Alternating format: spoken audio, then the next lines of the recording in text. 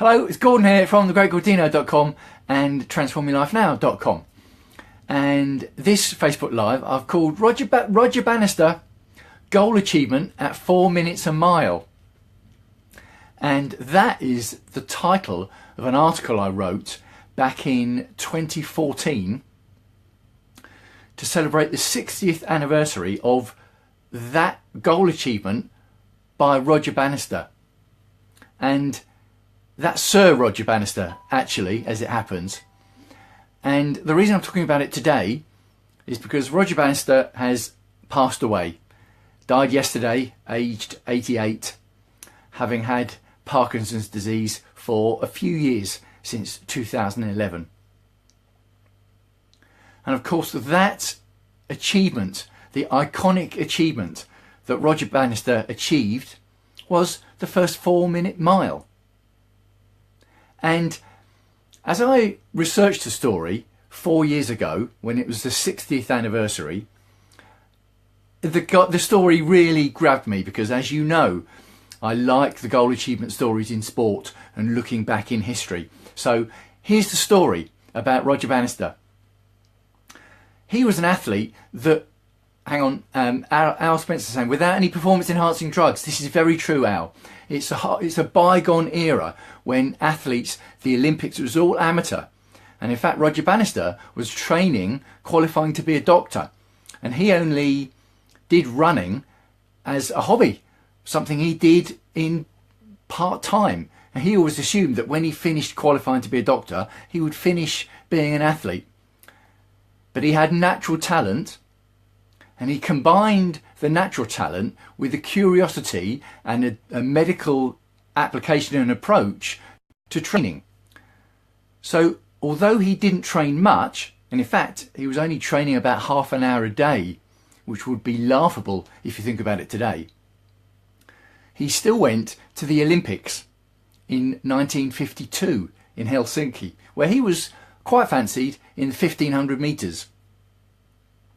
But he knew that he was going to have trouble to win a medal because they had introduced a semi-final into the event. So he knew that people who had a stronger and more intensive training regime, even back 64 years ago, would do better than him. And even though he broke the British record, he finished 4th, which is the fabled worst place to finish in an Olympic final, because you don't get a medal and no one remembers you, even though you broke the British record.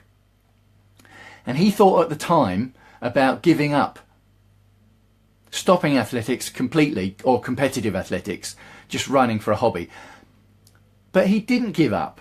And what he decided to do instead, once that goal hadn't realised itself, was instead of giving up, he set himself a new goal.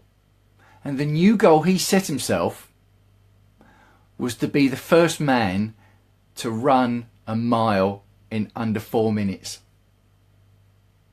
So it wasn't an accident. He set that as a goal in 1952. And in 1953, carrying on with this fairly sparse training, he ran 4 minutes and 3 seconds for the mile. So he knew by then that it was going to be done, that he was going to do it at some point. He just didn't know when he was going to do it, and he didn't know whether he was going to be the first. And when it comes to goal achievement, sometimes we stop ourselves, or we give up, or we never even try in the first place, because we've decided, we tell ourselves that the goal is impossible. It's not possible for us. And a lot of people thought that running a 4 minute mile was not humanly possible. But the people who thought that were not athletes and were not runners, because the athletes knew full well that it was possible. And Roger Bannister, having run 4 minutes and 3 seconds in 1953, he knew damn well that he was going to do it. He just didn't know if he was going to be the first. And if we get a year further on to April 1954, there was an Australian called John Landy, and he ran 4 minutes and 2 seconds. So it's getting close. And Roger Bannister knew that John Landy was travelling from Australia to Europe and wouldn't be running again, or wouldn't be having another go at the record until he'd got to Europe. So Roger Bannister knew that he had a window of opportunity. So he decided to go for it, to set up an attempt at this record. So we find ourselves in 1954, the 6th of May, 1954. And it's the day when Roger Bannister was going to go for this 4-minute mile. And he decided to do it. For a mile is, we call it 1600 metres. It's 4 laps of the track, and each lap is 400 metres. And he decided to do it by running a flat, steady pace. So he was going to run each lap in 60 seconds. And I'll come back to this timing later because it is amazing. When you see athletics on television, they make it look easy. But when you actually break down the numbers and think about trying it yourself, actually it's mind-blowing. But anyway, he had decided, I'll come back to that later, he decided to run 4 laps of 60 seconds each to get to 4 minutes. And to do that, he had 2 pacemakers. One was called Chris Brasher and another one was called Chris Chataway, who were fellow students of his.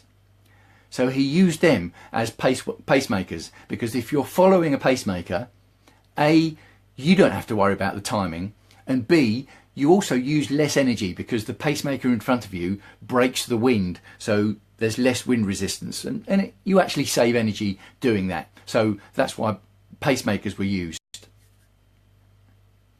So they set off. He was almost going to abort the attempt actually, because it was a very windy day, and pacemakers or not, wind is going to slow you down, particularly crosswinds. So he was very close to aborting the whole attempt, but there was a drop in wind just at the right time. So bang, the gun went off and away they went. 2 pacemakers, Chris Brasher, Chris Chataway, did their job. Roger Bannister came round the final bend and had a sprint finish, a final kick, and crossed the line in 3 minutes, 59 seconds, 0.4. So he was the first man ever to run a mile in 4 minutes. New world record, obviously, because it hadn't been done before. And his place in history was assured. Superb. And you can go to YouTube and you can see videos of him doing it. Mind-blowing. And in fact, that world record only lasted about 46 days, because that Australian John Landy, when he came over to Europe, he then broke the world record and ran 3:58. But see, the thing is, he was the second man to run under 4 minutes. A bit like Buzz Aldrin being the second man to step on the moon. It had already been done. Roger Bannister, Sir Roger Bannister, was the first. Now, I did say I was going to come back to this thing about 60 seconds a lap. So running 400 metres in 60 seconds means you're running 100 metres in 15 seconds. All right? And to get a 4-minute mile, you've got to run 100 metres in 15 seconds, 16 times in a row without stopping. Now, I don't know about you, I can't run 100 metres in 15 seconds once, let alone 16 times in a row. And this was back in 1954. The current world record for the mile is 3 minutes 43.13, set by a Moroccan, Hicham El Garouj. And get this, the current world record was set in 1999. So it's been 19 years since the world record's been broken in the mile. And in fact, after Roger Bannister broke it, there's only been 13 men that have ever broken the world record in the mile in 64 years, including Sebastian Coe, Steve Ovett, Steve Cram, the golden age of British athletics. They've all held the world record in the mile, but it's only been done by 13 different men since Roger Bannister. So it's a fantastic story. I really like it, and there's real goal achievement nuggets in there, because you set one goal, you work towards it, and if it didn't work out, i.e. the 1952 Olympics, instead of choosing to give up, which you did think about doing, you set yourself a different goal, and you use your strengths, and in this case it was Roger Bannister's combination of natural talent and his application of medical theory and medical science to his training regime. And then of course you put in a lot of hard work, and then more hard work, and then more hard work still. And then when you get a window of opportunity, which in Bannister's case was knowing that John Landy was having to take time to travel to Europe, so there was a window of opportunity, you've got to take it. So he put in the work, having set the goal, set his strategy, in other words the pacemakers, and then bang, when the moment came to it, when the gun went off, he was ready to put it all into play, and succeeded, and became the first man ever to run a mile in 4 minutes. So it's a good story, isn't it? Real goal achievement nuggets. Hope you enjoy that story. And thinking about Roger Bannister, who has died at the age of 88. So about 11 minutes I've been going, 11 minutes 40. So I normally go for about 10 minutes on my Facebook Lives, unless I slip into waffle mode. I wasn't even going to do a sporting Facebook Live this time, because I've done a lot, haven't I? I did a roundup of the Winter Olympics, and I do a lot about sport, but I can't help it. Good stuff, mate, says Big Al. Thanks very much. Appreciate that. So I might say that my next Facebook Live won't be a sporting one, but then who knows who's going to kick the bucket between now and the next one I do. So might be a sporting one, might not. But I enjoy myself anyway. Hope all is well with you. Think about your goals in life. What's your Roger Bannister goal? What would it be? Do you have the belief? Do you have the action plan? Are you acting on the action plan? And what's the goal that you're going to get to in the end? Because any of us could set a Roger Bannister goal. It doesn't have to be running. I mean, let's see, I'm over 50. Hard to believe, isn't it? But I'm over 50, and I could set myself the goal of running a mile in 4 minutes. I mean, as it happens, I don't like running, which is a problem. But I did run the marathon. I did the London Marathon in 2008 because it was on like a, you know, it's a bucket list thing, isn't it? It's a tick, the thing to do. So I set the goal. I worked out how to get into the race. I worked out a training regime by myself, having researched it.